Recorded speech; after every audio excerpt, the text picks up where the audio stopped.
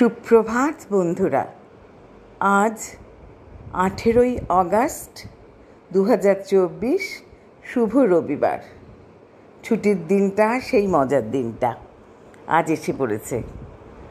প্রভাতী চর্চায় নবনীতা দেবসেনের কল্লোলিনী কলকাতা নিয়ে চলে এসেছি।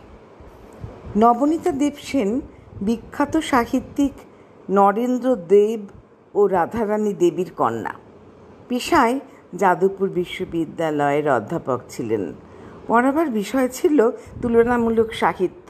তার প্রতিটি লেখা, তা সে গল্পই হোক বা উপন্যাস কিংবা ভ্রমণ কাহিনী, কৌতুক রসে পরিপূর্ণ। খুব সাধারণ পারিপার্শ্বিক ঘটনা, যা আমাদের চোখেই পড়ে না, অথবা সমাজের নানা অসঙ্গতি যা আমাদের বিরক্তি জাগায়, তার মধ্য থেকেই তিনি খুঁজে নেন মজার উপকরণ। তারই কৌতুক প্রবণতা তিনি ছড়িয়ে দেন পাণ্ডিত্যপূর্ণ প্রবন্ধের পাতাতেও। তাঁর সহজ ভাষা, কথা বলার অন্তরঙ্গ ভঙ্গি আর জীবনকে সহজভাবে দেখার চোখ খুব সহজেই কাছে টেনে নেয় ছোট বড় সবাইকেই। ছোটদের জন্য তার লেখা রূপকথাগুলো আলাদাভাবে উল্লেখ দাবি করে। চাকুম চুকুম তার লেখা ছড়ার সংকলন। কল্লোলিনী কলকাতা। মেঘ ফুটো করে জল ঝরছেই ঝরছেই, মাঠ ঘাট লেক টেক ভরছেই।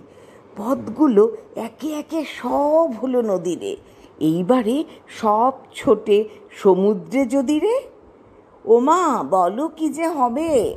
অলিগলি রাস্তার, রাজপথ, জনপথ, ট্রাম আর বাসটার পথ যদি নদী হয়ে সমুদ্রে ছুটবে, কি করে লোকেরা তবে বাড়ি গিয়ে উঠবে?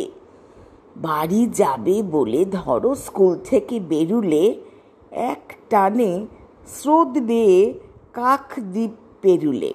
তারপর খোলামেলা নেই আর শৃঙ্খল, চোখের পলকে বুঝি চলে যাবে সিংহল। নেই কথাবার্তা, শুরু হলো যাত্রা। শেঠজি কি হাঁ ঘরে, সবাই সাগরে। রিক্সো কি ট্যাক্সি, মিনি আর ম্যাক্সি। নেই কারো ছুটি নেই, সিন্ধুতে ছুটি বেই। আমহার্স্ট নর্থ থেকে রসা নদী হয়ে তারাতলা নদী যাবে দক্ষিণে বয়ে। নামখানা ঘাটে গিয়ে মহাসমাদরে ঝাঁপ দেবে কলকাতা বঙ্গোপসাগরে। অথবা এমনও হতে পারে, ভূগর্ভ রেলের পথ ধরে সমুদ্রই এসে যাবে সারপ্রাইজ দিতে এ শহরে। হাত গুনে বলেছেন মহাকবি কবে, কলকাতা একদিন কল্লোলিনী হবে। নমস্কার বন্ধুরা।